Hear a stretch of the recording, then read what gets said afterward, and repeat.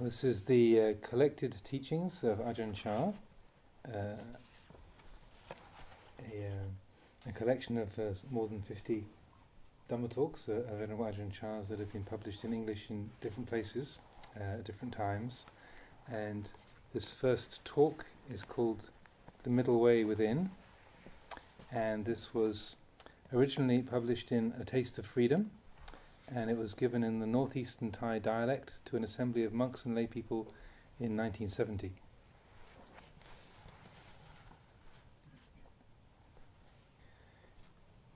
The teaching of Buddhism is about giving up evil and practicing good.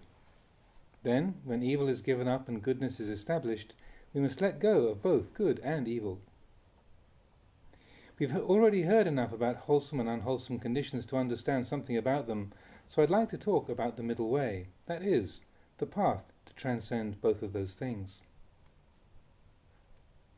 All the Dhamma talks and teachings of the Buddha have one aim: to show the way out of suffering to those who have not yet escaped. The teachings are for the purpose of giving us the right understanding. If we don't understand rightly, then we can't arrive at peace. When all the Buddhas became enlightened and gave their first teachings, they pointed out these two extremes: indulgence in pleasure and indulgence in pain. These two types of infatuation are the opposite poles between which those who indulge in sense pleasures must fluctuate, never arriving at peace. They are the paths which spin around in samsara. The enlightened one observed that all beings are stuck in these two extremes, never seeing the middle way of Dhamma. So he pointed them out in order to show the penalty involved in both. Because we're still stuck, because we are still wanting, we live repeatedly under their sway. The Buddha declared that these two ways are the ways of intoxication. They're not the ways of a meditator, not the ways to peace. These ways are indulgence in pleasure and indulgence in pain, or, to put it simply, the way of slackness and the way of tension. If you investigate within, moment by moment, you will see that the tense way is anger, the way of sorrow. Going this way, there is only difficulty and distress. If you transcended indulgence in pleasure, it means you've transcended happiness. Happiness and unhappiness are not peaceful states. The Buddha taught to let go of both of them. This is right practice. This is the middle way. And these words, the middle way, do not refer to our body and speech. They refer to the mind. When a mental impression which we don't like arises, it affects the mind and there's confusion. When the mind is confused, when it's shaken up, this is not the right way. When a mental impression arises which we like, the mind goes to indulgence in pleasure. That's not the way either. We people don't want suffering. We want happiness. But in fact, happiness is just a refined form of suffering. Suffering itself is the coarse form. You can compare it to a snake. The head of the snake is unhappiness. The tail of the snake is happiness. The head of the snake is really dangerous. It has poisonous fangs. If you touch it, the snake will bite you straight away. But never mind the head, even if you go and hold onto the tail, it'll turn around and bite you just the same, because both the head and the tail belong to the one snake. In the same way, both happiness and unhappiness, or pleasure and sadness, arise from the same parent, wanting. So, when you're happy, the mind isn't peaceful. It really isn't. For instance, when we get the things we like, such as wealth, prestige, praise, or happiness, we become pleased as a result. But the mind still harbours some uneasiness because we're afraid of losing it. That very fear isn't a peaceful state. Later on, we may actually lose that thing, and then we really suffer. Thus, if you aren't aware, even if you're happy, suffering is imminent. It's just the same as grabbing the snake's tail. If you don't let go, it'll bite. So whether it's the snake's tail or its head, that is, wholesome or unwholesome conditions, they're all just characteristics of the wheel of existence, of endless change. The Buddha established morality, concentration and wisdom as the path to peace, the way to enlightenment. But in truth, these things are not the essence of Buddhism. They are merely the path. The Buddha called them magga, which means path. The essence of Buddhism is peace, and that peace arises from truly knowing the nature of all things. If we investigate closely, we can see that peace is neither happiness nor unhappiness. Neither of these is the truth. The human mind, the mind which the Buddha exhorted us to know and investigate, is something we can only know by its activity. The true, original mind has nothing to measure it by. There's nothing you can know it by. In its natural state, it is unshaken, unmoving. When happiness arises, all that happens is that this mind gets lost in a mental impression. There is movement. When the mind moves like this, clinging and attachment to those things come into being. The Buddha has already laid down the path of practice in its entirety, but we have not yet practiced. Or, if we have, we've practiced only in speech. Our minds and our speech are not yet in harmony. We just indulge in empty talk. But the basis of Buddhism is not something that can be talked about or guessed at. The real basis of Buddhism is full knowledge of the truth of reality. If one knows this truth, then no teaching is necessary. If one doesn't know, even if he listens to the teaching, he doesn't really hear. This is why the Buddha said, "The enlightened one only points the way." He can't do the practice for you, because the truth is something you cannot put into words or give away. All the teachings are merely similes and comparisons, means to help the mind see the truth. If we haven't seen the truth, we must suffer. For example, we commonly use the term sankhara when referring to the body. Anybody can say it, but in fact we have problems simply because we don't know the truth of these sankhara and thus cling to them. Because we don't know the truth of the body, we suffer. Here's an example. Suppose one morning you're walking to work and a man yells abuse and insults at you from across the street. As soon as you hear this abuse, your mind changes from its usual state. You don't feel so good. You feel angry and hurt. That man walks around abusing you night and day. Whenever you hear the abuse, you get angry. And even when you return home, you're still angry because you feel vindictive. You want to get even. A few days later, another man comes to your house and calls out, "Hey, that man who abused you the other day, he's mad, he's crazy. Has been for years. He abuses everybody like that. Nobody takes any notice of anything he says." As soon as you hear this, you're suddenly relieved. That anger and hurt that you've pent up within you all these days melts away completely. Why? Because you know the truth of the matter now. Before, you didn't know. You thought that man was normal, so you were angry at him. Thinking like that has caused you to suffer. As soon as you find out the truth, everything changes. Oh, he's mad. That explains everything. When you understand this, you feel fine, because you know for yourself. Having known, then you can let go. If you don't know the truth, you cling right there. When you thought that man who abused you was normal, you could have killed him. But when you find out the truth, that he's mad, you feel much better. This is knowledge of the truth. Someone who sees the Dharma has a similar experience. When attachment, aversion and delusion disappear, they disappear in the same way. As long as we don't know these things, we think, "What can I do? I've so much greed and aversion." This is not clear knowledge. It's just the same as when we thought the madman was sane. When we finally see that he was mad all along, we're relieved of worry. No one could show you this.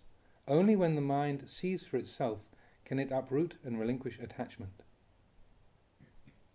It's the same with this body, which we call sankhara.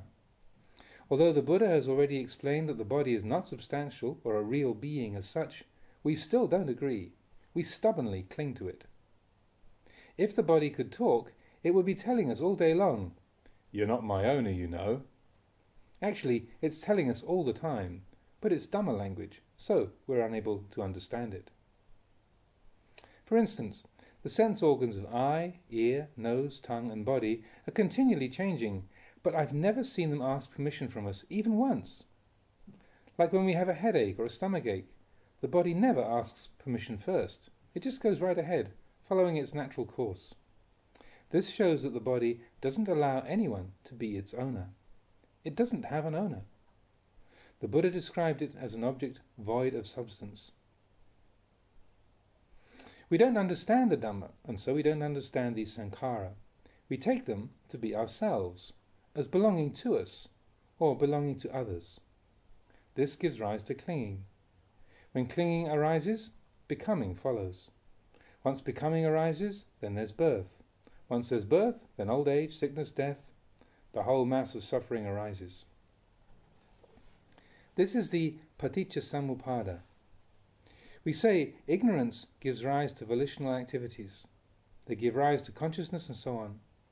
All these things are simply events in the mind. When we come into contact with something we don't like, if we don't have mindfulness, ignorance is there. Suffering arises straight away.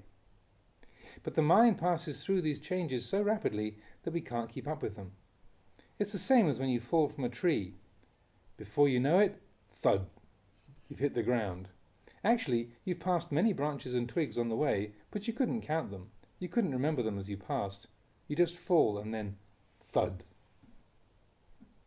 The paticca samuppada, dependent co-arising or dependent origination, the description of the arising and ceasing of the five khandhas, it is the same as this. If we divide it up as it is in the scriptures, we say ignorance gives rise to volitional activities. Volitional activities give rise to consciousness. Consciousness gives rise to mind and matter. Mind and matter give rise to the 6 sense bases. The sense bases give rise to sense contact. Contact gives rise to feeling. Feeling gives rise to wanting. Wanting gives rise to clinging. Clinging gives rise to becoming. Becoming gives rise to birth. Birth gives rise to old age, sickness, death, and all forms of sorrow. But, in truth, when you come into contact with something you don't like, there's immediate suffering. That feeling of suffering is actually the result of the whole chain of the paticca samuppada. This is why the Buddha exhorted his disciples to investigate and know fully their own minds. When people are born into the world, they are without names. Once born, we name them. This is convention. We give people names for the sake of convenience, to call each other by. The scriptures are the same. We separate everything with labels to make studying the reality convenient. In the same way, all things are simply sankhara. Their original nature is merely that of compounded things. The Buddha said that they are impermanent, unsatisfactory and not self. They're unstable. We don't understand this firmly. Our understanding is not straight, and so we have wrong view. This wrong view is that the sankhara are ourselves. We are the sankhara. Or that happiness and unhappiness are ourselves. We are happiness and unhappiness. Seeing like this is not full, clear knowledge of the true nature of things. The truth is that we can't force all these things to follow our desires. They follow the way of nature. Here's a simple comparison. Suppose you go and sit in the middle of a freeway with the cars and trucks charging down at you. You can't get angry at the cars shouting, "Don't drive over here! Don't drive over here!" It's a freeway. You can't tell them that. So, what can you do? You can get off the road. The road is the place where the cars run. If you don't want the cars to be there, you suffer. It's the same with sankhara. We say they disturb us. Like when we sit in meditation and hear a sound, we think, "Oh, that sound's bothering me." If we understand that the sound bothers us, then we suffer accordingly. If we investigate a little deeper, we will see that it's we who go out and disturb the sound. The sound is simply sound. If we understand like this, then there's nothing more to it. We leave it be. We see that the sound is one thing, we are another. One who understands that the sound comes to disturb him is one who doesn't see himself. He really doesn't. Once you see yourself, then you're at ease. The sound is just sound. Why should you go and grab it? You see that actually it was you who went out and disturbed the sound. This is the real knowledge of the truth. You see both sides, so you have peace. If you see only one side, there's suffering. Once you see both sides, then you follow the middle way. This is the right practice of the mind. This is what we call straightening out our understanding. In the same way, the nature of all sankhara is impermanence and death, but we want to grab them. We carry them about and covet them. We want them to be true. We want to find truth within the things that aren't true. Whenever someone sees like this and clings to the sankhara as being himself, he suffers. The practice of Dhamma is not dependent on being a monk, a novice, or a layman. It depends on straightening out your understanding. If our understanding is correct, we arrive at peace. Whether you are ordained or not, it's the same. Every person has a chance to practice Dhamma, to contemplate it. We all contemplate the same thing. If you attain peace, it's all the same peace. It's the same path with the same methods. Therefore, the Buddha didn't discriminate between laymen and monks. He taught all people to practice in order to know the truth of the sankhara. When we know this truth, we let them go. If we know the truth, there'll be no more becoming or birth. How is there no more birth? There's no way for birth to take place, because we fully know the truth of sankhara. If we fully know the truth, then there's peace. Having or not having, it's all the same. Gain and loss are one. The Buddha taught us to know this. This is peace. Peace from happiness, unhappiness, gladness and sorrow. We must see that there is no reason to be born. Born in what way? Born into gladness. When we get something that we like, we're glad over it. If there's no clinging to that gladness, there's no birth. If there is clinging, this is called birth. So, if we get something, we aren't born into gladness. If we lose something, we aren't born into sorrow. This is the birthless and the deathless. Birth and death are both founded in clinging to and cherishing the sankhara. So the Buddha said, "There is no more becoming for me. Finished is the holy life. This is my last birth." There, he knew the birthless and the deathless. This is what the Buddha constantly exhorted his disciples to know. This is the right practice.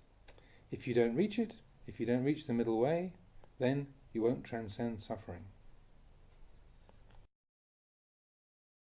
This is the second talk in this collection of Ajahn Chah's teachings. This is called The Peace Beyond. And this is a condensed version of a talk that was given by Ajahn Chah to the Chief Privy Councillor of Thailand, Mr. Sanya Dharmasakti, and this was at Wat Nong Papong in 1978.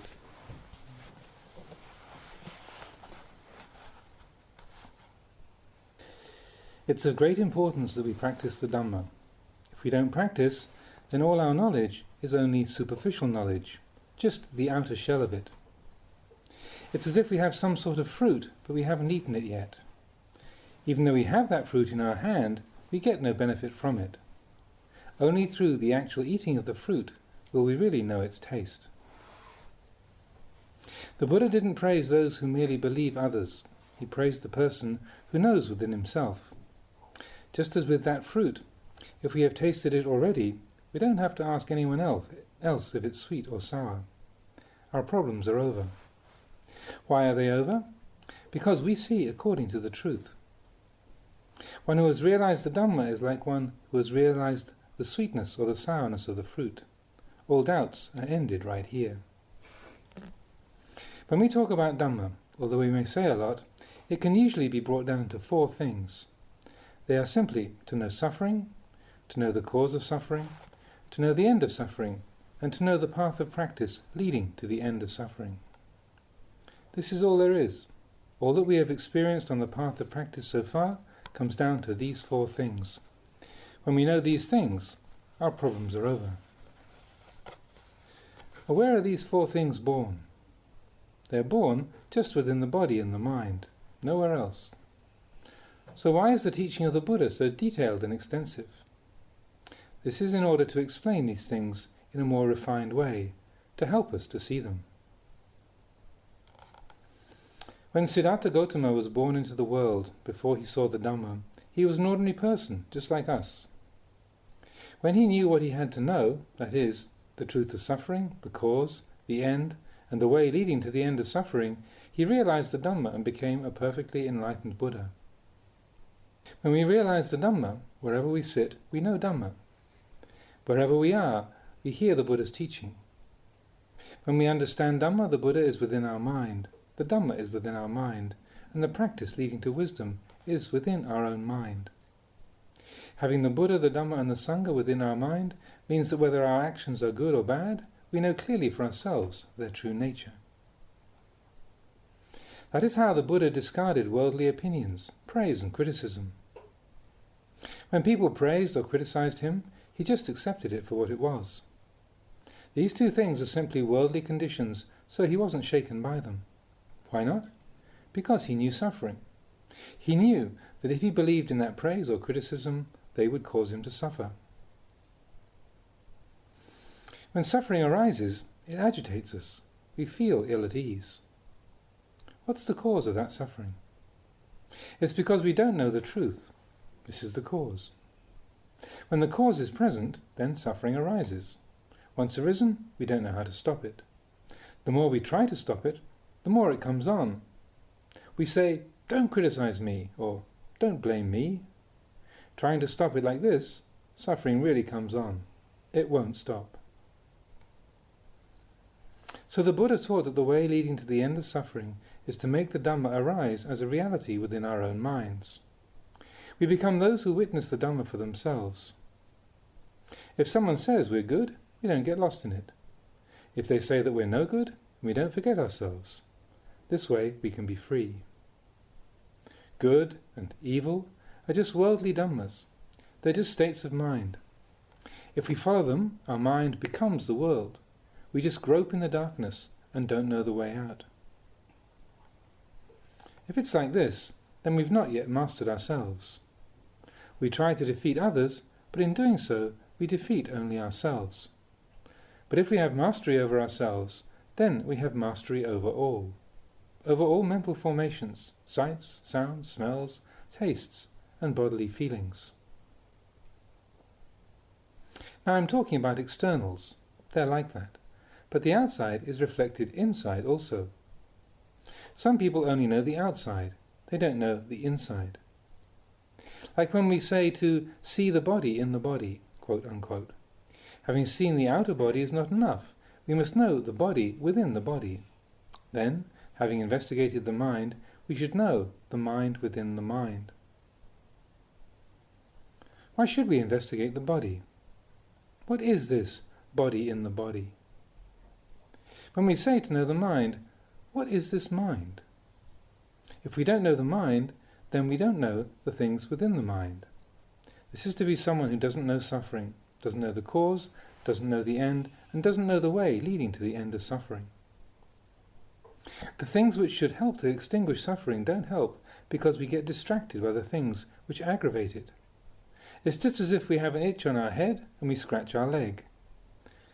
If it's our head that's itchy, then we're obviously not going to get much relief. In the same way, when suffering arises, we don't know how to handle it. We don't know the practice leading to the end of suffering.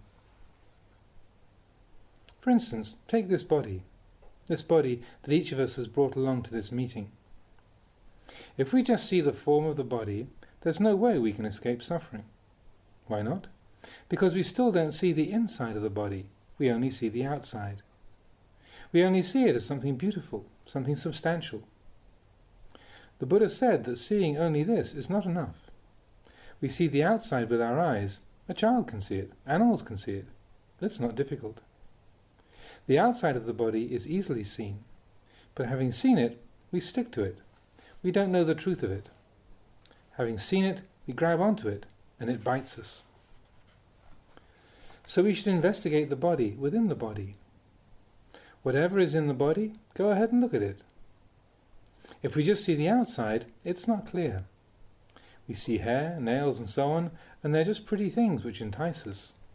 So the Buddha taught to see the inside of the body, to see the body within the body. What is in the body? Look closely. We'll find many surprises inside, because even though they are within us, we've never seen them. Wherever we walk, we carry them with us. Sitting in a car, we carry them with us, but we still don't know them at all. It's as if we visit some relatives at their house, and they give us a present. We take it and put it in our bag, then leave without opening it to see what's inside. When at last we open it, it's full of poisonous snakes. Our body is like this. If we just see the shell, we say it's fine and beautiful. We forget ourselves. We forget impermanence, suffering and not self. If we look within this body, it's really repulsive. If we look according to reality, without trying to sugar things over, we'll see that it's really pitiful and wearisome. Dispassion will arise. This feeling of disinterest is not that we feel aversion for the world or anything. It's simply our mind clearing up, our mind letting go. We see things as not substantial or dependable, but that all things are naturally established just as they are. However we want them to be, they just go their own way regardless. Whether we laugh or cry, they simply are the way they are. Things which are unstable are unstable. Things which are not beautiful are not beautiful. So the Buddha said that when we experience sights, sounds, tastes, smells, bodily feelings or mental states, we should release them. When the ear hears sounds, let them go. When the nose smells an odour, let it go. Just leave it at the nose. When bodily feelings arise, let go of the like or dislike that follow. Let them go back to their birthplace. The same for mental states. All these things, just let them go their way. This is knowing. Whether it's happiness or unhappiness, it's all the same. This is called meditation. Meditation means to make the mind peaceful in order to let wisdom arise.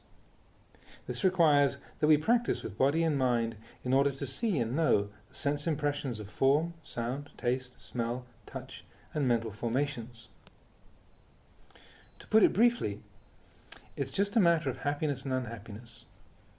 Happiness is pleasant feeling in the mind. Unhappiness is just unpleasant feeling. The Buddha taught to separate this happiness and unhappiness from the mind. The mind is that which knows. Feeling is the characteristic of happiness or unhappiness, like or dislike. When the mind indulges in these things, we say that it clings to or takes that happiness and unhappiness to be worthy of holding. That clinging is an action of mind. That happiness or unhappiness is feeling. When we say the Buddha told us to separate the mind from the feeling, he didn't literally mean to throw them to different places. He meant that the mind must know happiness and know unhappiness.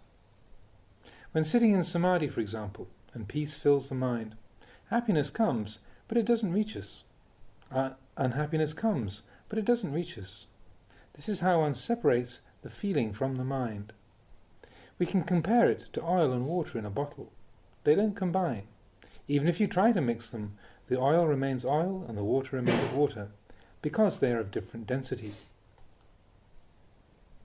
The natural state of the mind is neither happiness nor unhappiness. When feeling enters the mind, then happiness or unhappiness is born. If we have mindfulness, then we know the pleasant feeling is pleasant feeling. The mind which knows will not pick it up. Happiness is there, but it's outside the mind, not buried within the mind. The mind simply knows it clearly. If we separate unhappiness from the mind, does that mean that there's no suffering? That we don't experience it? Yes, we experience it, but we know mind as mind, feeling as feeling. We don't cling to that feeling or carry it around. The Buddha separated these things through knowledge. Did he have suffering? He knew the state of suffering, but he didn't cling to it, so that we say that he cut suffering off.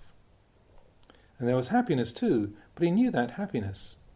If it's not known, it's like a poison. He didn't hold it to be himself. Happiness was there through knowledge, but it didn't exist in his mind. Thus we say that he separated happiness and unhappiness from his mind. When we say that the Buddha and the enlightened ones killed defilements, it's not that they really killed them. If they had killed all defilements, then we probably wouldn't have any. They didn't kill defilements. When they knew them for what they are, they let them go. Someone who's stupid will grab them, but the enlightened ones knew the defilements in their own minds as a poison, so they swept them out. They swept out the things which caused them to suffer. They didn't kill them. One who doesn't know this will see some things, such as happiness, as good, and then grab them. But the Buddha just knew them and simply brushed them away. But when feeling arises for us, we indulge in it. That is, the mind carries that happiness and unhappiness around. In fact, they are two different things. The activities of mind, pleasant feeling, unpleasant feeling, and so on, are mental impressions. They are the world. If the mind knows this, it can equally do the work. If the mind knows this, it can equally do work involving happiness or unhappiness. Why? Because it knows the truth of these things. Someone who doesn't know them sees them as having different value. But one who knows sees them as equal. If you cling to happiness, it'll be the birthplace of unhappiness later on. Because happiness is unstable. It changes all the time. When happiness disappears, unhappiness arises. The Buddha knew that because both happiness and unhappiness are unsatisfactory, they have the same value. When happiness arose, he let it go. He had right practice, seeing that both these things have equal values and drawbacks. They come under the law of Dharma, that is, they are unstable and unsatisfactory. Once born, they die. When he saw this, right view arose. The right way of practice became clear. No matter what sort of feeling or thinking arose in his mind, he knew it as simply the continuous play of happiness and unhappiness. He didn't cling to them. When the Buddha was newly enlightened, he gave a sermon about indulgence in pleasure and indulgence in pain. Monks, indulgence in pleasure is the loose way. Indulgence in pain is the tense way. These were the two things that disturbed his practice until the day he was enlightened, because at first he didn't let go of them. When he knew them, he let them go, and so was able to give his first sermon. So we say that a meditator should not walk the way of happiness or unhappiness. Rather, he should know them. Knowing the truth of suffering, he will know the cause of suffering, know the end of suffering, and the way leading to the end of suffering. And the way out of suffering is meditation itself. To put it simply, we must be mindful. Mindfulness is knowing, or presence of mind. Right now, what are we thinking? What are we doing? What do we have with us right now? We observe like this. We're aware of how we're living. Practicing like this, wisdom can arise. We consider and investigate at all times, in all postures.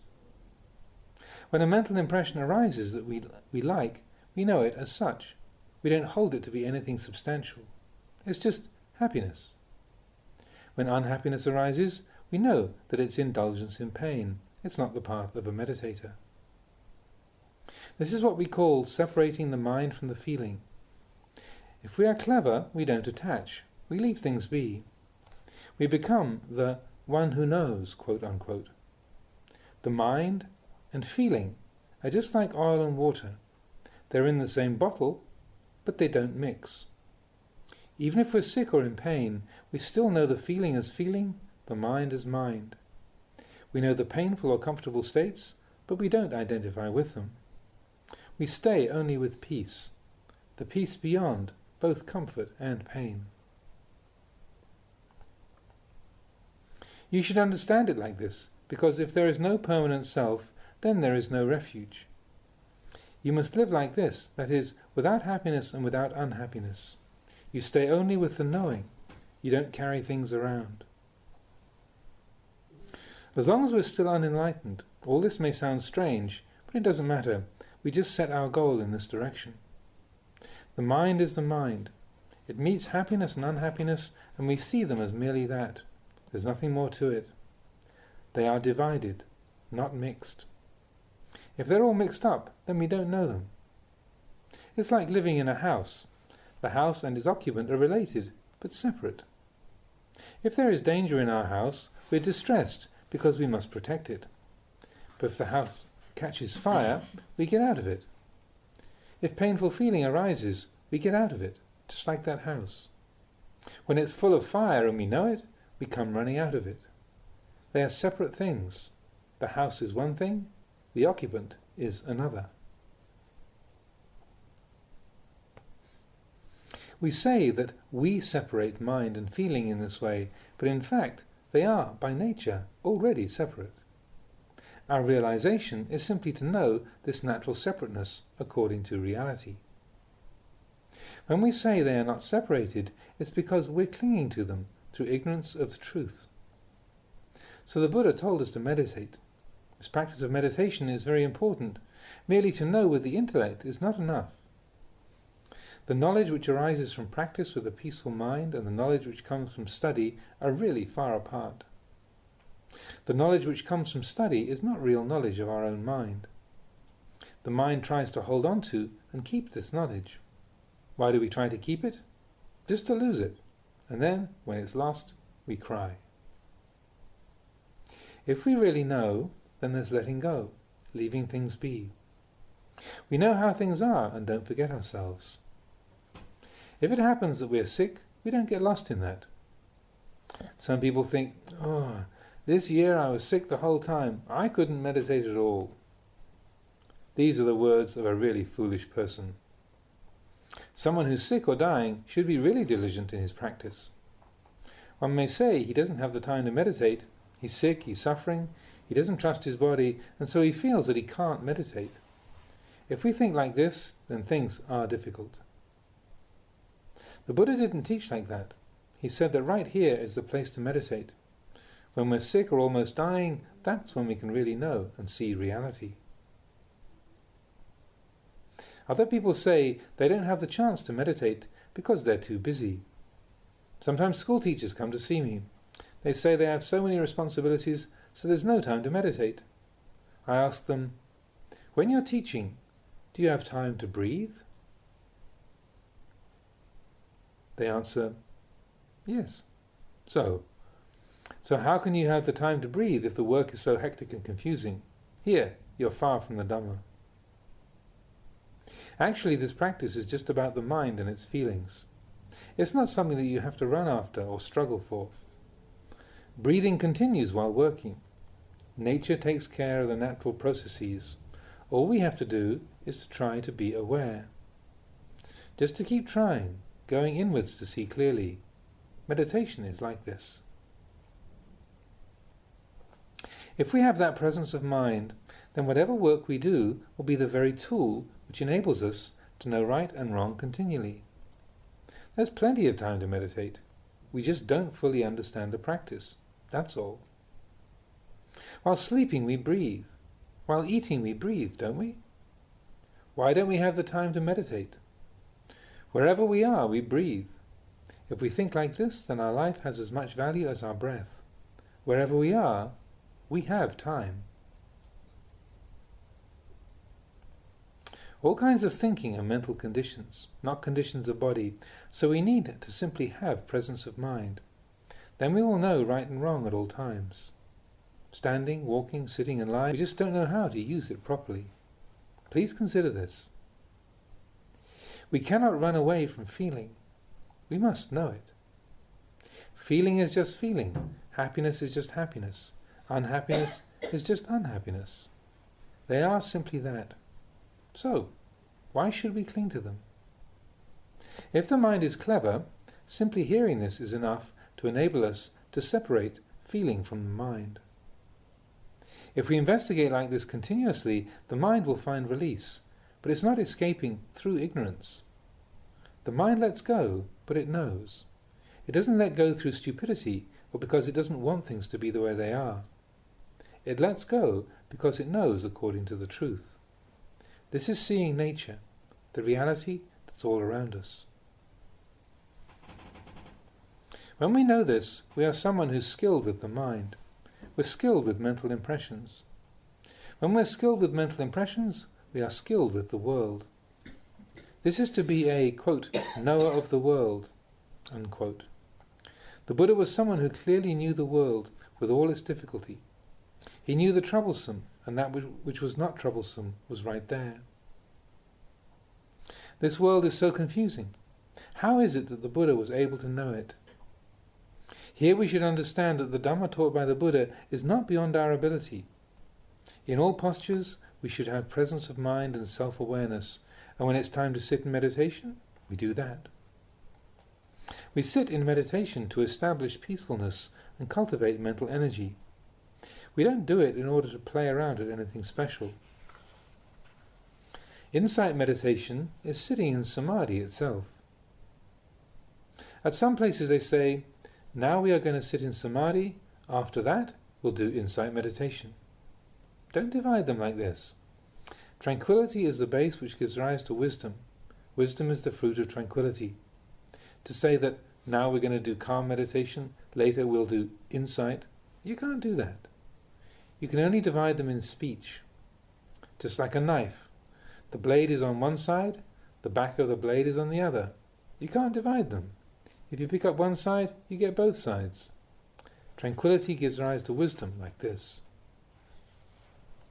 Morality is the father and mother of Dhamma. In the beginning we must have morality. Morality is peace. This means that one does no wrongdoings in body or speech. When we don't do wrong, then we don't get agitated. When we don't become agitated, then peace and collectedness arise within the mind. So we say that morality, concentration and wisdom are the path on which all the noble ones have walked to enlightenment. They are all one. Morality is concentration, concentration is morality. Concentration is wisdom, wisdom is concentration. It's like a mango. When it's a flower, we call it a flower. When it becomes a fruit, we call it a mango. When it ripens, we call it a ripe mango. It's all one mango, but it continually changes. The big mango grows from the small mango becomes a big one. You can call them different fruits, or all one fruit. Morality, concentration and wisdom are related like this. In the end, it's all the path that leads to enlightenment. The mango, from the moment it first appears as a flower, simply grows to ripeness. This is enough. We should see it like this. Whatever others call it, it doesn't matter. Once it's born, it grows to old age. And then where? We should contemplate this. Some people don't want to be old. When they get old, they become depressed. These people shouldn't eat ripe mangoes. Why do we want the mangoes to be ripe? If they're not ripe in time, we ripen them artificially, don't we? But when we become old, we're filled with regret. Some people cry. They're afraid to get old or die. If it's like this, then they shouldn't eat ripe mangoes. Better to just eat the flowers. If we can see this, then we can see the Dhamma. Everything clears up. We are at peace. Just determined to practice like that. Today the Chief Privy Councillor and his party have come together to hear the Dhamma. You should take what I've said and contemplate it. If anything is not right, please excuse me. But for you to know whether it's right or wrong depends on your practicing and seeing for yourselves. Whatever is wrong, throw it out. If it's right, then take it and use it. But actually, we practice in order to let go of both right and wrong. In the end, we just throw everything out. If it's right, throw it out. Wrong, throw it out. Usually if it's right, we cling to rightness. If it's wrong, we hold it to be wrong, and then arguments follow. But the Dhamma is the place where there is nothing. Nothing at all. This is the third Dhamma talk from this collection, and this is called Convention and Liberation. And this was first published in a book called A Taste of Freedom, and it's from an informal talk given in the northeastern dialect from an unidentified tape.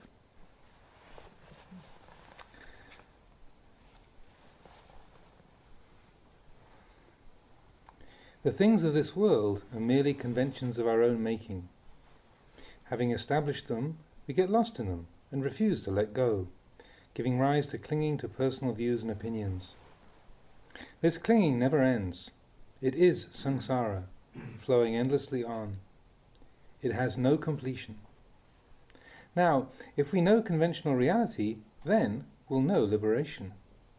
If we clearly know liberation, then we'll know convention. This is to know the Dhamma. Here there is completion. Take people, for instance. In reality, people don't have any names. We're born naked into the world. Our names arise only through convention. I've contemplated this and seen that if you don't know the truth of this convention, it can be really harmful. It's simply something we use for convenience. Without it we couldn't communicate.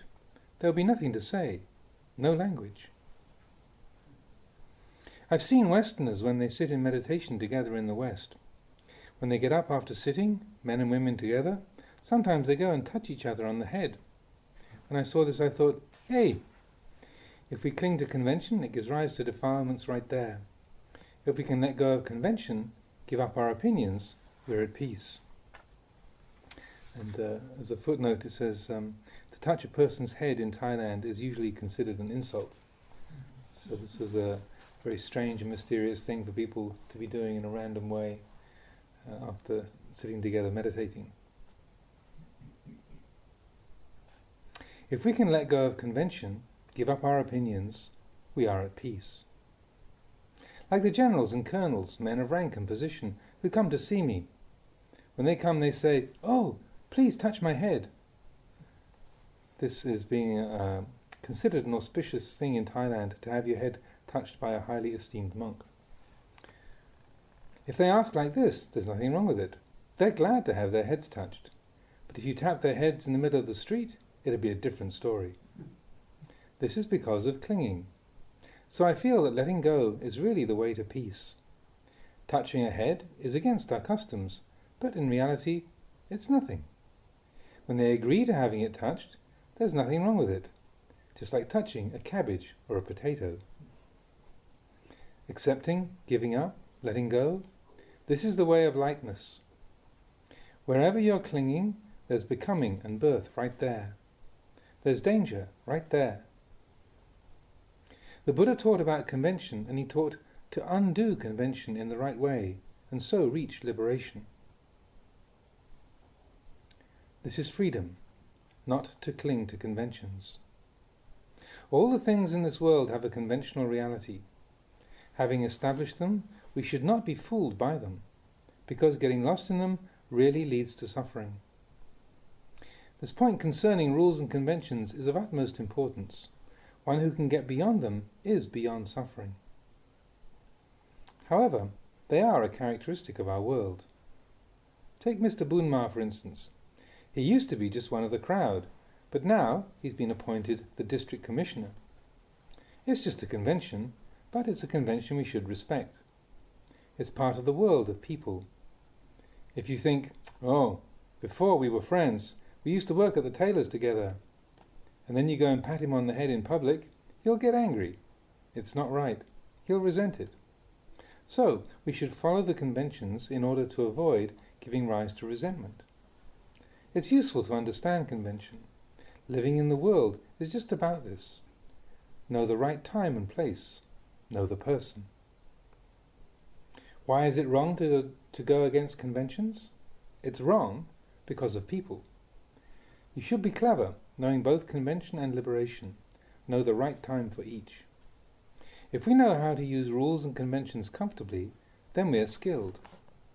But if we try to behave according to the higher level of reality in the wrong situation, this is wrong. Where is it wrong? It's wrong with people's defilements. That's where. People all have defilements. In one situation we behave one way, in another situation we must behave in another way. We should know the ins and outs because we live within conventions.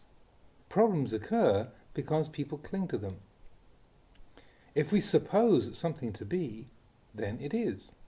It's there because we suppose it to be there. But if you look closely, in the absolute sense, these things don't really exist. As I have often said, before we were laymen, now we are monks. We lived within the convention of layman, now we live within the convention of monk. We are monks by convention, not monks through liberation. In the beginning we established conventions like this, but if a person merely ordains, this doesn't mean he overcomes his defilements. If we take a handful of sand and agree to call it salt, does this make it salt? It's salt, but only in name, not in reality. You couldn't use it to cook with. Its only use is within the realm of that agreement, because there's really no salt there, only sand. It becomes salt only through our supposing it to be so. This word, liberation, is itself just a convention, but it refers to that which is beyond conventions. Having achieved freedom, having reached liberation, we still have to use convention in order to refer to it as liberation. If we didn't have convention, we couldn't communicate, so it does have its use. For example, people have different names, but they're all people just the same. If we didn't have names to differentiate between each other, and we wanted to call out to somebody standing in a crowd saying, "Hey, person, person," that would be useless. You couldn't say who would answer you, because they're all person. But if you called, "Hey, John," then John would respond and the others wouldn't. Names fulfill just this need. Through them we can communicate. They provide the basis for social behavior. So you should know both convention and liberation. Conventions have a use, but in reality there really isn't anything there. Even people are non-existent. They are merely groups of elements, born of causal conditions, growing dependent on conditions, existing for a while, then disappearing in the natural way. No one can oppose or control it. But without conventions, we would have nothing to say. We'd have no names, no practice, no work. Rules and conventions are established to give us a language, to make things convenient, and that's all. Take money, for example. In olden times, there weren't any coins or notes. They had no value. People used to barter goods. But those things were difficult to keep, so they created money, using coins and notes. Perhaps in the future we'll have a new king decree that we don't have to use paper money. We should use wax, melting it down and pressing it into lumps. We'll say, "This is money," and use it throughout the country. Let alone wax, they might even decide to make chicken dung the local currency. All the other things can't be money, just chicken dung. Then people would fight and kill each other over chicken dung. This is the way it is. You could use many examples to illustrate convention. What we use for money is simply a convention that we have set up. It has its use within that convention. Having decreed it to be money, it becomes money. But in reality, what is money? Nobody can say. When there's a popular agreement about something, then a convention comes about to fulfill the need. The world is just this. This is convention, but to get ordinary people to understand liberation is really difficult. Our money, our house, our family, our children, our relatives are all simply conventions that we've invented, but really, seen in the light of Dharma, they don't belong to us. Maybe if we hear this we don't feel so good, but reality is like that. These things have value only through the established conventions. If we establish that it doesn't have value, then it doesn't have value. If we establish that it has value, then it has value. This is the way it is. We bring convention into the world to fulfill a need. Even this body is not really ours. We just suppose it to be so. It's truly just an assumption on our part. If you try to find a real, substantial self within it, you can't. There are merely elements which are born, continue for a while, and then die. Everything is like this. There's no real, true substance to it, but it's proper that we use it. It's like a cup. At some time that cup must break, but while it's there, you should use it and look after it well. It's a tool for your use. If it breaks, there's trouble. So even though it must break, you should try your utmost to preserve it. And so we have the four supports. These are robes, alms, food, lodgings and medicines, to which the Buddha taught again and again to contemplate. They are the supports on which a monk depends to continue his practice. As long as you live, you must depend on them, but you should understand them. Don't cling to them, giving rise to craving in your mind. Convention and liberation are continually related like this.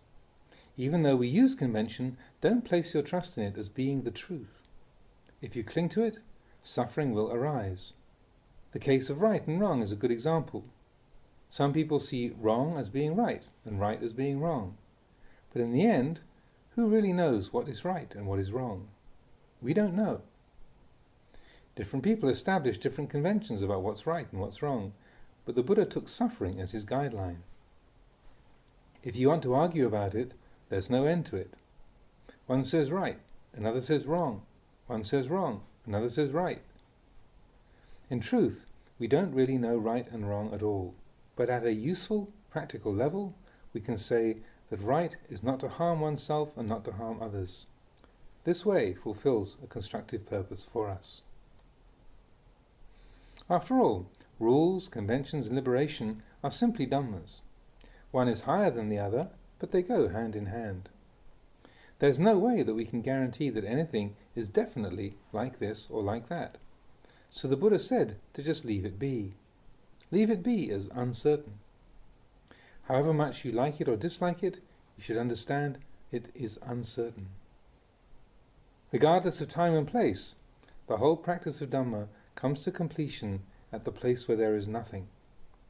It's the place of surrender, of emptiness, of laying down the burden. This is the finish.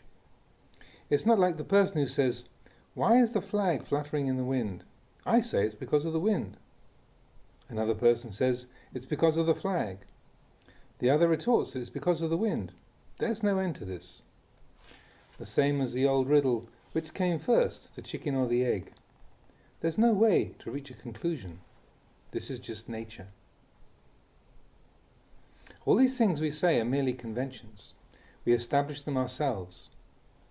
If you know these things with wisdom, then you'll know impermanence, suffering and not self. This is the outlook which leads to enlightenment. Training and teaching people with varying levels of understanding is really difficult. Some people have certain ideas. You tell them something and they don't believe you. You tell them the truth and they say, "It's not true. I'm right, you're wrong." There's no end to this. If you don't let go, there will be suffering. I've told you before about the 4 men who go into the forest. They hear a chicken crowing, "Kakate!" One of them wonders, is that a rooster or a hen? 3 of them say together, "It's a hen." But the other doesn't agree. He insists it's a rooster. "How could a hen crow like that?" he asks. They retort, "Well, it has a mouth, hasn't it?" They argue and argue till the tears fall, really getting upset over it. But in the end, they're all wrong. Whether you say a hen or a rooster, they're only names. We establish these conventions, saying a rooster is like this, a hen is like that. A rooster cries like this, a hen cries like that. And this is how we get stuck in the world. Remember this. Actually, if you just say that really there's no hen and no rooster, then that's the end of it. In the field of conventional reality, one side is right and the other side is wrong, but there will never be a complete agreement. Arguing till the tears fall has no use. The Buddha taught not to cling. How do we practice non-clinging? We practice simply by giving up clinging, but this non-clinging is very difficult to understand. It takes keen wisdom to investigate and penetrate this, to really achieve non-clinging. When you think about it, whether people are happy or sad, content or discontent, doesn't depend on their having little or having much. It depends on wisdom. All distress can be transcended only through wisdom, through seeing the truth of things. So the Buddha exhorted us to investigate, to contemplate. This contemplation means simply to try to solve these problems correctly. This is our practice. Like birth, old age, sickness and death, they are the most natural and common of occurrences. The Buddha taught to contemplate birth, old age, sickness and death, but some people don't understand this. What's there to contemplate, they say. They're born, but they don't know birth. They will die, but they don't know death. A person who investigates these things repeatedly will see. Having seen, he will gradually solve his problems. Even if he still has clinging, if he has wisdom and sees that old age, sickness and death are the way of nature, he'll be able to relieve suffering. We study the Dharma simply for this, to cure suffering. There isn't really much as the basis of Buddhism. There's just the birth and death of suffering, and this the Buddha called the truth. Birth is suffering, old age is suffering, sickness is suffering, death is suffering. People don't see this suffering as the truth. If we know truth, then we know suffering. This pride in personal opinions, these arguments, they have no end. In order to put our minds at rest, to find peace, we should contemplate our past, the present, and the things which are in store for us, like birth, old age, sickness and death. What can we do to avoid being plagued by these things? Even though we may still have a little worry, if we investigate until we know according to the truth, this is the all suffering will fourth abate, talk because this collection we no longer cling to entitled things. No Abiding, and this was first published in A Taste of Freedom, and it was a talk given to the monks, novices and lay people of Wat Pah Nanachat on a visit to Wat Pah Pong during the Rains Retreat of 1980.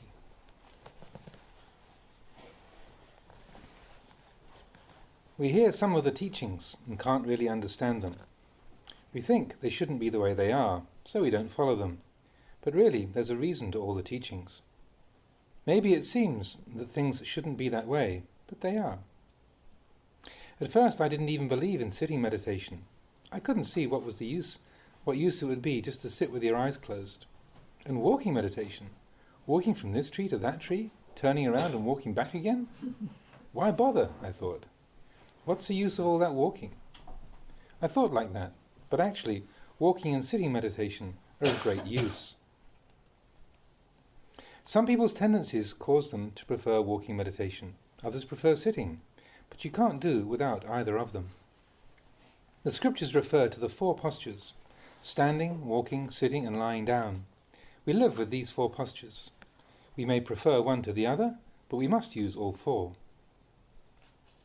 The scriptures say to make these 4 postures even, to make the practice even in all postures. At first I couldn't figure out what it meant to make them even.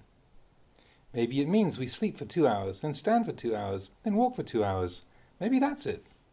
I tried it. Couldn't do it. It was impossible. That's not what it meant to make the postures even.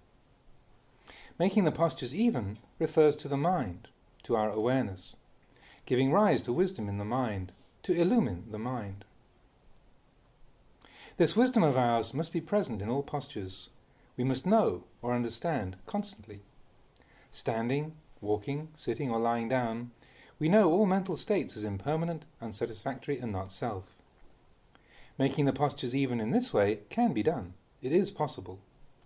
Whether like or dislike are present in the mind, we don't forget our practice. We are aware.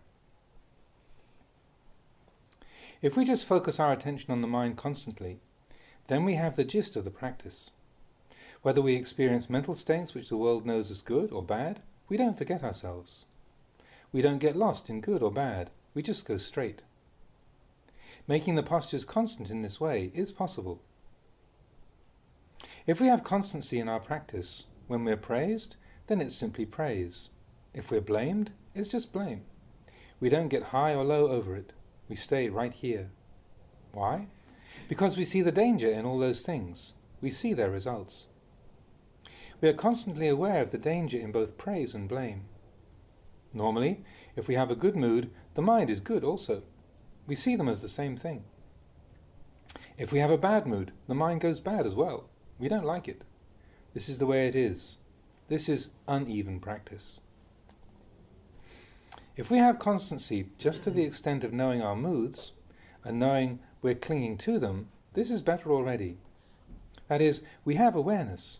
We know what's going on, but we still can't let go. We see ourselves clinging to good and bad, and we know it.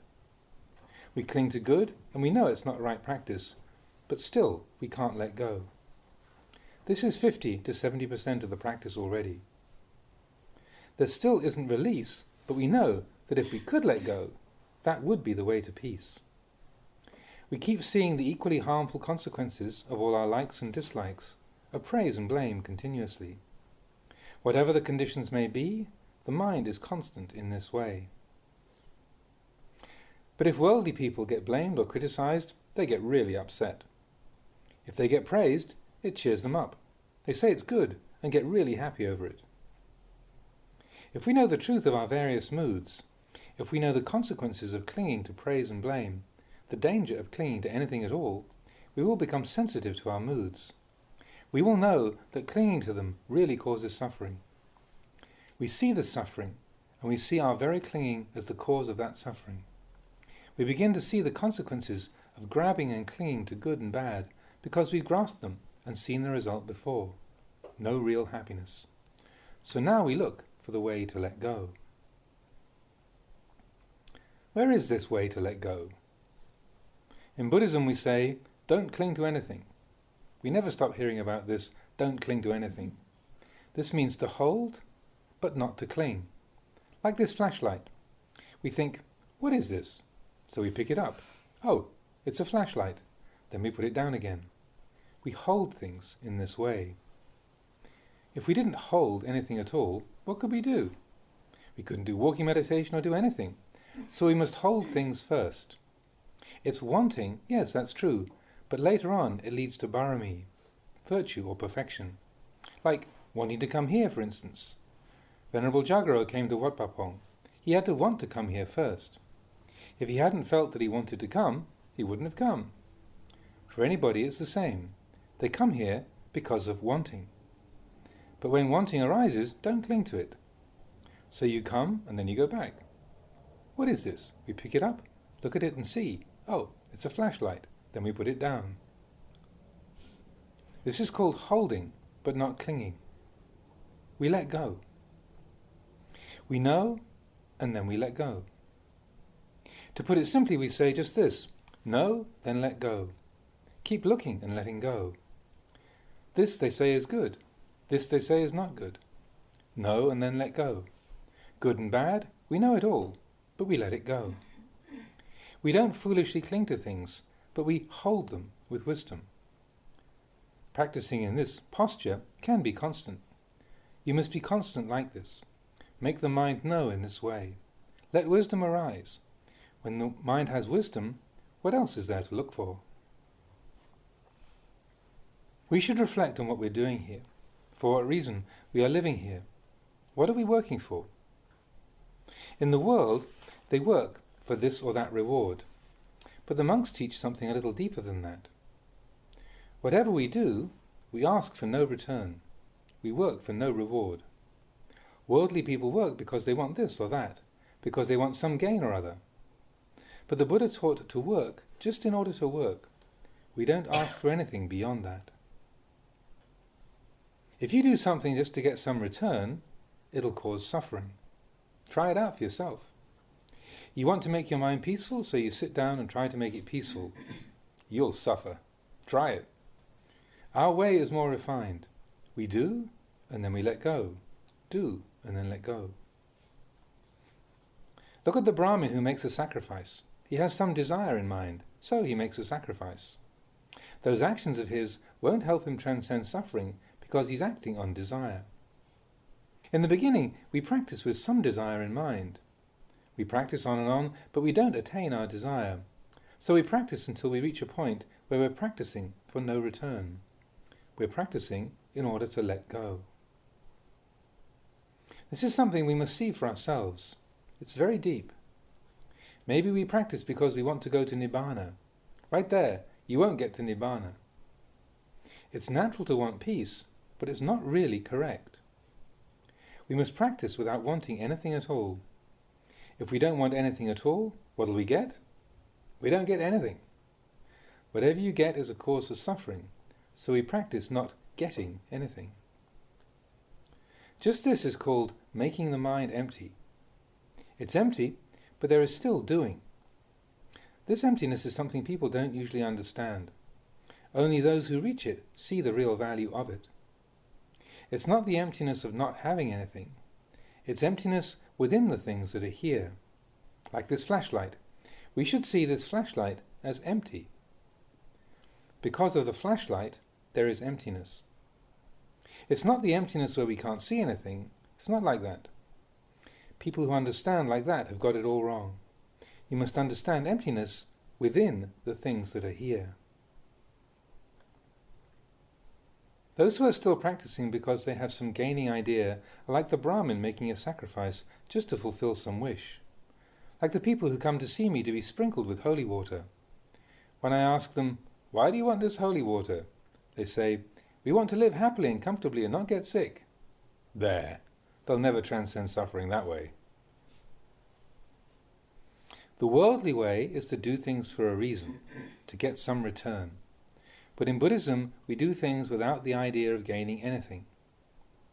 The world has to understand things in terms of cause and effect, but the Buddha teaches us to go above and beyond cause and effect. His wisdom was to go above cause, beyond effect, to go above birth and beyond death, to go above happiness and beyond suffering. Think about it. There's nowhere to stay. We people live in a home. To leave home and go where there is no home, we don't know how to do that, because we've always lived with becoming, with clinging. If we can't cling, we don't know what to do. So, most people don't want to go to Nibbana. There's nothing there. Nothing at all. Look at the roof and floor here. The upper extreme is the roof. That's an abiding. The lower extreme is the floor, and that's another abiding. But in the empty space between the floor and the roof, there's nowhere to stand. One could stand on the roof or stand on the floor, but not on that empty space. Where there is no abiding, that's where there's emptiness, and Nibbana is this emptiness. People hear this and they back up a bit. They don't want to go. They're afraid they won't see their children or relatives. This is why when we bless the lay people we say, "May you have a long life, beauty, happiness and strength." This makes them really happy. Sadhu, they all say. They like these things. If you start talking about emptiness, they don't want it. They're attached to abiding. But have you ever seen a very old person with a beautiful complexion? Have you ever seen an old person with a lot of strength or a lot of happiness? No. But we say, long life, beauty, happiness and strength. And they're all really pleased. Every single one says, Sadhu. This is like the Brahmin who makes oblations to achieve some wish. In our practice, we don't make oblations. We don't practice in order to get some return. We don't want anything. If we want something, then there is still something there. Just to make the mind peaceful and have done with it. But if I talk like this, you may not be very comfortable, because you want to be born again. All you lay practitioners should get close to the monks and see their practice. To be close to the monks means to be close to the Buddha, to be close to his Dhamma. The Buddha said, "Ananda, practice a lot, develop your practice. Whoever sees the Dhamma sees me, and whoever sees me sees the Dhamma." Where is the Buddha? We may think the Buddha has been and gone, but the Buddha is the Dhamma, the truth. Some people like to say, "Oh, if I'd been born in the time of the Buddha, I would have gone to Nibbana." Here, stupid people talk like this. The Buddha is still here. The Buddha is truth. Regardless of whoever is born or dies, the truth is still here. The truth never departs from the world. It's there all the time. Whether a Buddha is born or not, whether someone knows it or not, the truth is still there. So we should get close to the Buddha. We should come within and find the Dhamma. When we reach the Dhamma, we will reach the Buddha. Seeing the Dhamma, we will see the Buddha, and all doubts will dissolve. To give a comparison, it's like Teacher Chu. At first he wasn't a teacher, he was just Mr. Chu. When he studied and passed the necessary grades, he became a teacher, and became known as Teacher Chu. How did he become a teacher? Through studying the required subjects, thus allowing Mr. Chu to become Teacher Chu. When Teacher Chu dies, the study to become a teacher still remains, and whoever studies it will become a teacher. That course of study to become a teacher doesn't disappear anywhere, just like the truth, the knowing of which enabled the Buddha to become the Buddha. So, the Buddha is still here. Whoever practices and sees the Dhamma sees the Buddha. These days people have got it all wrong. They don't know where the Buddha is. They say, if I'd been born in the time of the Buddha, I would have become a disciple of his and become enlightened. That's just foolishness. Don't go thinking at the end of the rains retreat you'll disrobe. Don't think like that. In an instant an evil thought can arise in the mind, you could kill somebody. In the same way, it only takes a split second for good to flash into the mind, and you're there already. And don't think that you have to ordain for a long time to be able to meditate. The right practice lies in the instant we make kamma. In a flash an evil thought arises, and before you know it, you've committed some heavy kamma. In the same way, all the disciples of the Buddha practiced for a long time, but the time they attained enlightenment was merely one thought moment. So, don't be heedless, even in minor things. Try hard. Try to get close to the monks. Contemplate things, and then you'll know about monks. Well, that's enough, huh? Must be getting late now. Some people are getting sleepy. The Buddha said not to teach Dhamma to sleepy people. Anyway.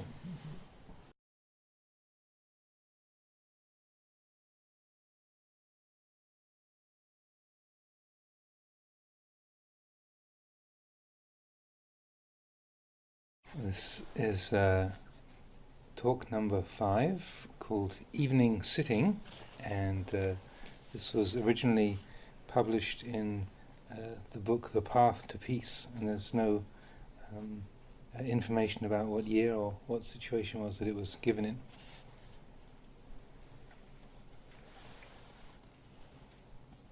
I would like to ask you about your practice. You have all been practicing meditation here, but are you sure about the practice yet? Ask yourselves, are you confident about the practice yet?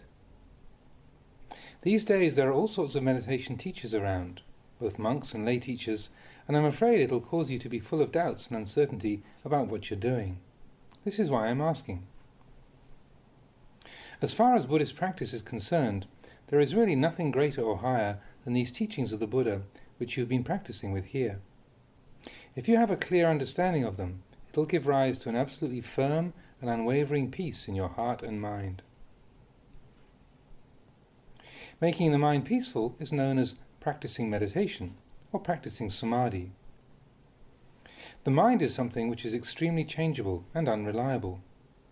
Observing from your practice so far, have you seen this yet? Some days you practice sitting meditation, and in no time at all, the mind is calm. Other days you sit, and whatever you do, there's no calm. The mind constantly struggles to get away, until eventually it does. Some days it goes well, some days it's awful. This is the way the mind displays these different conditions for you to see. You must understand that the 8 factors of the Noble Eightfold Path merge in Sila, Samadhi and Panya. They don't come together anywhere else. This means that when you bring the factors of your practice together, there must be Sila, there must be Samadhi, and there must be Panya present together in the mind. It means that in practicing meditation right here and now, you are creating the causes for the path to arise in a very direct way. In sitting meditation, you're taught to close your eyes so that you don't spend your time looking at different things. This is because the Buddha was teaching that you should know your own mind. Observe the mind. If you close your eyes, your attention will naturally be turned inwards towards the mind, the source of many different kinds of knowledge. This is a way of training the mind to give rise to samadhi.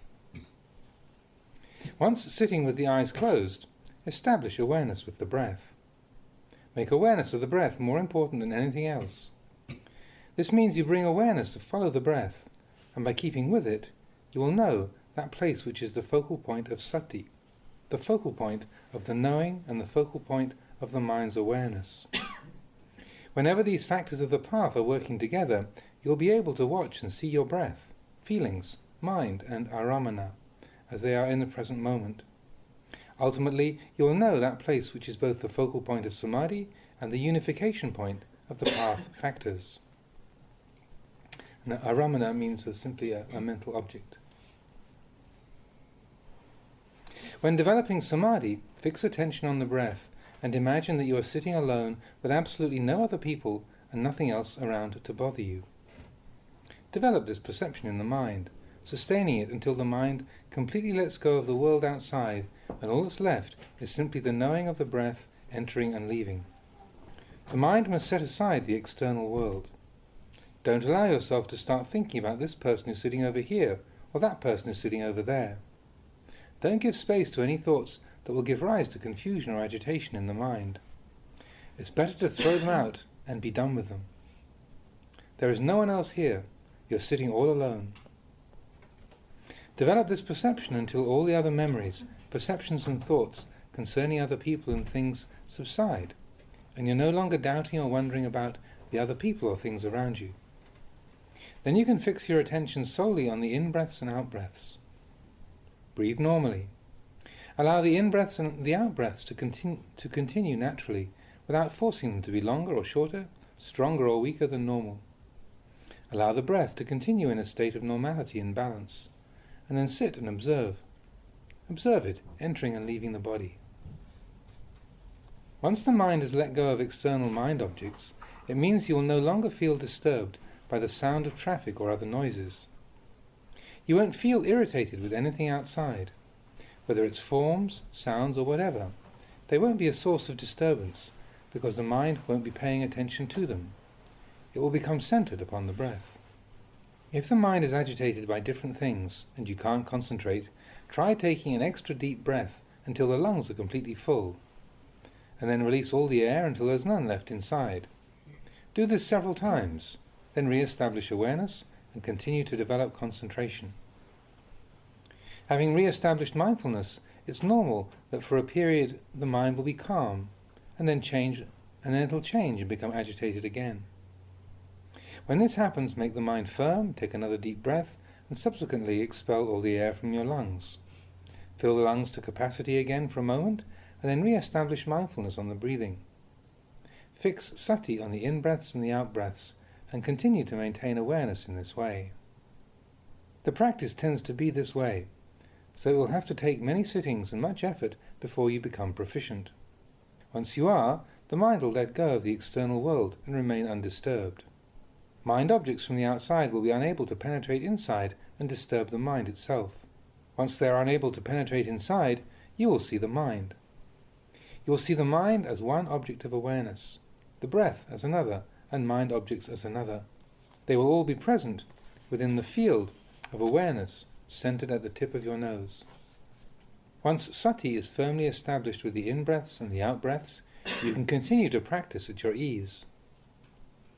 As the mind becomes calm, the breath, which was originally coarse, becomes correspondingly lighter and more refined. The object of mind also becomes increasingly subtle and refined. The body feels lighter, and the mind itself feels progressively lighter and unburdened. The mind lets go of external mind objects, and you continue to observe internally. From here onwards, your awareness will be turned away from the world outside and be directed inwards to focus on the mind. Once the mind has gathered together and become concentrated, maintain awareness at that point where the mind becomes focused. As you breathe, you will see the breath clearly as it enters and leaves. Sati will be sharp, and awareness of mind objects and mental activity will be clearer. At that point, you will see the characteristics of sila, samadhi and panya, and the way in which they merge together.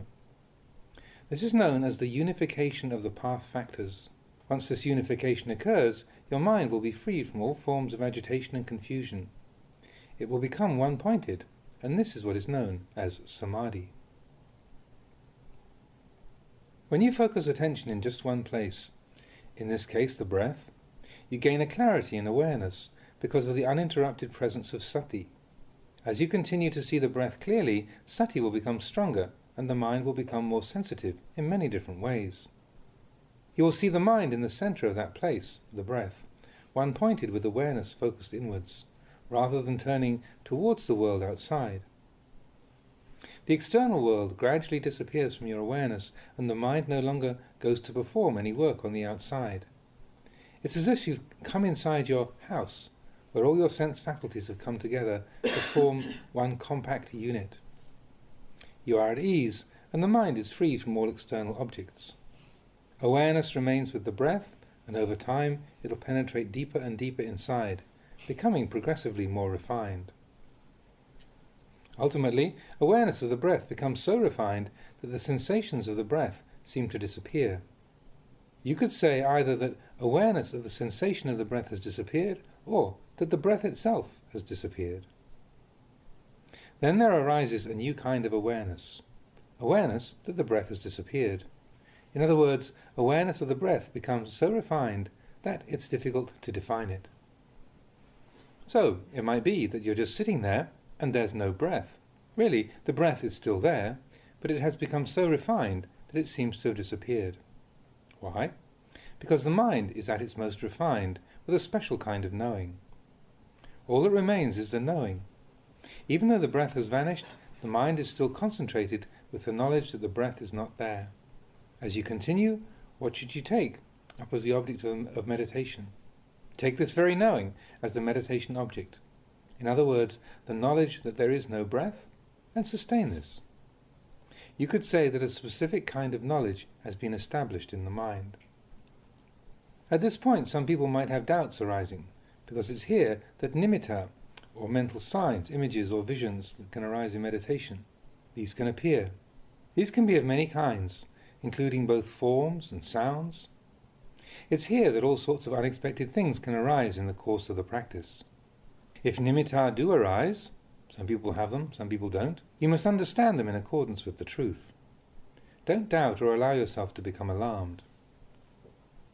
At this stage, you should make the mind unshakable in its concentration and be especially mindful. Some people become startled when they notice that the breath has disappeared because they're used to having the breath there.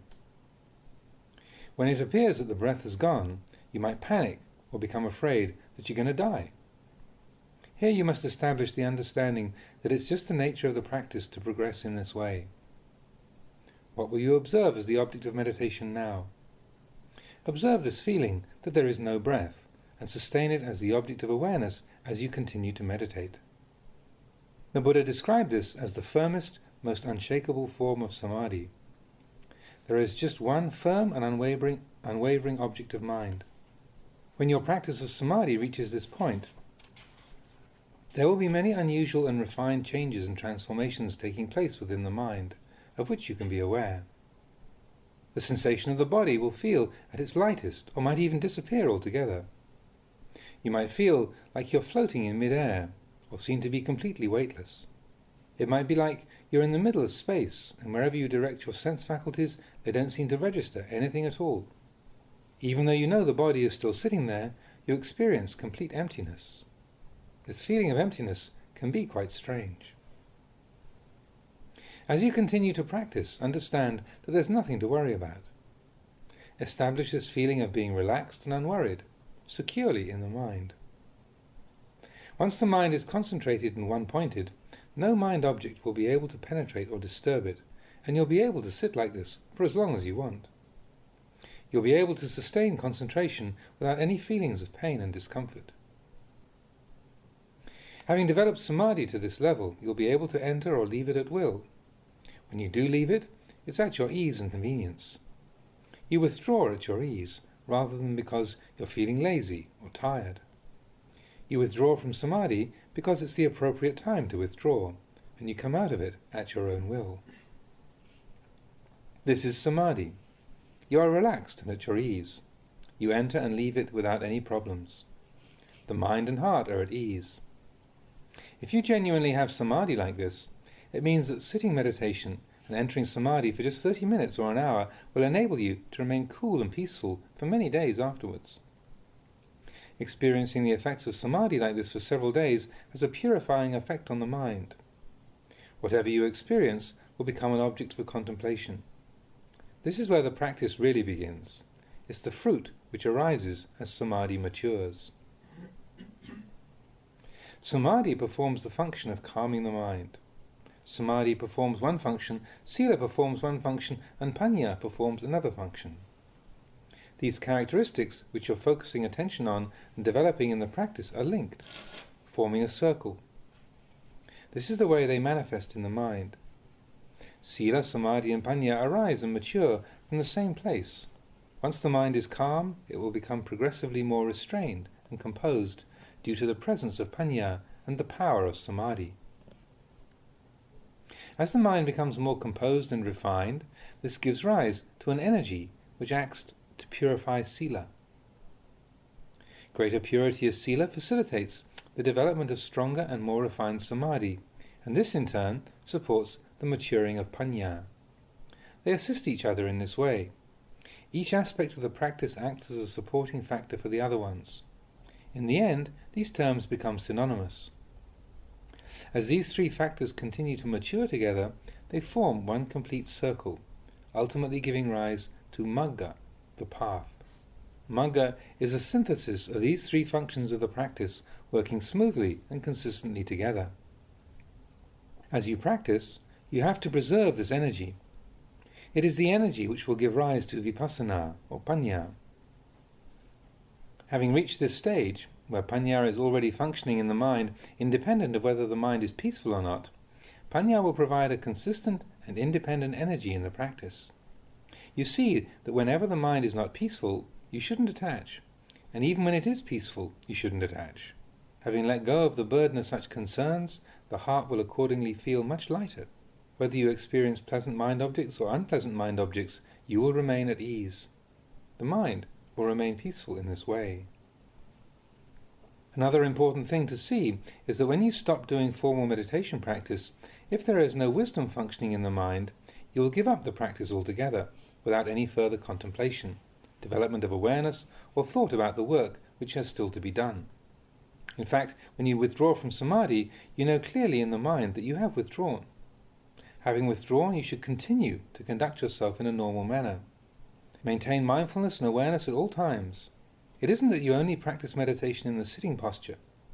Samadhi means the mind which is firm and unwavering. As you go about your daily life, make the mind firm and steady and maintain this sense of steadiness as the object of mind at all times. You must be practicing sati and sampajanya continuously. Sampajanya means self-awareness, self-recollection, clear comprehension. After you get up from the formal sitting practice and go about your business, walking, riding in cars and so on, whenever your eyes see a form or your ears hear a sound, maintain awareness. As you experience mind objects which give rise to liking and disliking, try to consistently maintain awareness of the fact that such mental states are impermanent and uncertain. In this way, the mind will remain calm and in a state of normality. As long as the mind is calm, use it to contemplate mind objects. Contemplate the whole of this form, the physical body. You can do this at any time and in any posture, whether it's doing formal meditation practice, relaxing at home, out at work, or in whatever situation you find yourself. Keep the meditation and the reflection going at all times. Just going for a walk and seeing dead leaves on the ground under a tree can provide an opportunity to contemplate impermanence. Both we and the leaves are the same. When we get old, we shrivel up and die. Other people are all the same. This is raising the mind to the level of vipassana, contemplating the truth of the way things are the whole time. Whether walking, standing, sitting or lying down, sati is sustained evenly and consistently. This is practicing meditation correctly. You have to follow the mind closely, checking it at all times. Practicing here and now at 7 o'clock in the evening, we have sat and meditated together for an hour and now stopped. It might be that your mind has stopped practicing completely and hasn't continued with the reflection. That's the wrong way to do it. When we stop, all that should stop is the formal meeting and sitting meditation. You should continue practicing and developing awareness consistently without letting up. I've often taught that if you don't practice consistently, it's like drops of water. It's like drops of water because the practice is not a continuous, uninterrupted flow. Sati is not sustained evenly. The important point is that the mind does the practice and nothing else. The body doesn't do it. The mind does the work. The mind does the practice. If you understand this clearly, you will see that you don't necessarily have to do formal sitting meditation in order for the mind to know samadhi. The mind is the one who does the practice. You have to experience and understand this for yourself, in your own mind. Once you do see this for yourself, you'll be developing awareness in the mind at all times and in all postures. If you're maintaining sati as an even and unbroken flow, it's as if the drops of water have joined to form a smooth and continuous flow of running water. Sati is present in the mind from moment to moment, and accordingly there will be awareness of mind objects at all times. If the mind is restrained and composed with uninterrupted sati, you will know mind objects at each time that wholesome and unwholesome mental states arise. You will know the mind that is calm and the mind that is confused and agitated. Wherever you go, you'll be practicing like this. If you train the mind in this way, your meditation will mature quickly and successfully. Please don't misunderstand. These days, it's common for people to go on vipassana courses for 3 or 7 days where they don't even have to speak or do anything but meditate. Maybe you've gone on a silent meditation retreat for a week or 2, afterwards returning to your normal daily life. You might have left thinking that you've done vipassana, quote unquote, and because you feel that you know what it's all about, then you carry on going to parties, discos, indulging in different forms of sensual delight. When you do it like this, what happens? There won't be any of the fruits of vipassana left by the end of it. If you go and do all sorts of unskillful things which disturb and upset the mind, wasting your previous efforts, then next year you go back and do another retreat for 7 days or a few weeks, then come out and carry on with the parties, discos and drinking. That isn't true practice. It isn't patipada, or the path to progress. You need to make an effort to renounce. You must contemplate until you see the harmful effects which come from such behavior. See the harm in drinking and going out on the town. Reflect and see the harm inherent in all the different kinds of unskillful behavior which you indulge in, until it becomes fully apparent. This will provide the impetus for you to take a step back and change your ways. Then you would find some real peace. To experience peace of mind, you have to clearly see the disadvantages and danger in such forms of behavior. This is practicing in the correct way. If you do a silent retreat for 7 days, where you don't have to speak or get involved with anybody, and then go chatting, gossiping, overindulging for another 7 months, how will you gain any real or lasting benefit from those 7 days of practice? I would encourage all the lay people here who are practicing to develop awareness and wisdom to understand this point. Try to practice consistently. See the disadvantages of practicing insincerely and inconsistently, and try to sustain a more dedicated and continuous effort in the practice. Just this much. It can then become a realistic possibility that you might put an end to the kilesa, the defilements, qualities that darken and defile the mind, such as greed, aversion and delusion. But that lifestyle of not speaking and not playing around for 7 days, followed by 6 months of complete sensual indulgence without any mindfulness or restraint, will just lead to the squandering of any gains made from the meditation. There won't be anything left.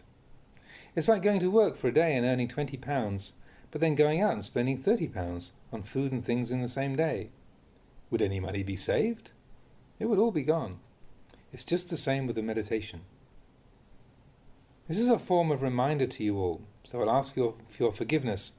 It's necessary to speak in this way so that those aspects of the practice which are at fault will become clear to you, and accordingly you'll be able to give them up. You could say that the reason why you have come to practice is to learn how to avoid doing the wrong things in the future. What happens when you do the wrong things? Doing wrong things leads you to agitation and to suffering, when there's no goodness in the mind. It's not the way to peace of mind. This is the way it is. If you practice on a retreat, not talking for 7 days, and then go indulging for a few months, no matter how strictly you practice for those 7 days, you won't derive any lasting value from that practice. Practicing that way, you don't really get anywhere. Many places where meditation is taught don't really get to grips with or get beyond this problem. Really, you have to conduct your daily life in a consistently calm and restrained way.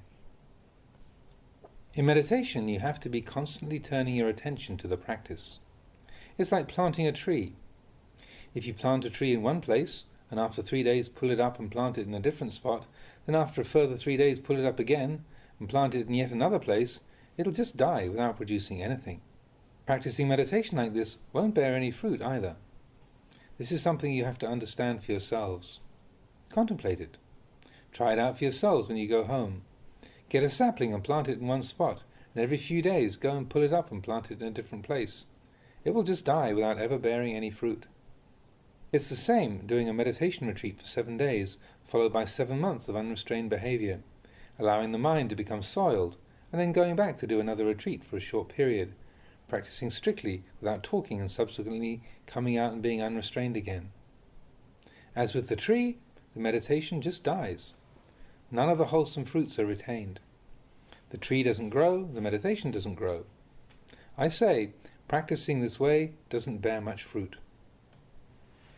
Actually, I'm not fond of giving talks like this. It's because I feel sorry for you that I have to speak critically. When you're doing the wrong things, it's my duty to tell you, but I'm speaking out of compassion for you. Some people might feel really uneasy and think that I'm just scolding them. Really, I'm not just scolding you for its own sake. I'm helping to point out where you're going wrong, so that you know. Some people might think Luang Por is just telling us off, but it's not like that. It's only once in a long while that I'm able to come and give a talk. If I were to give talks like this every day, you would really get upset.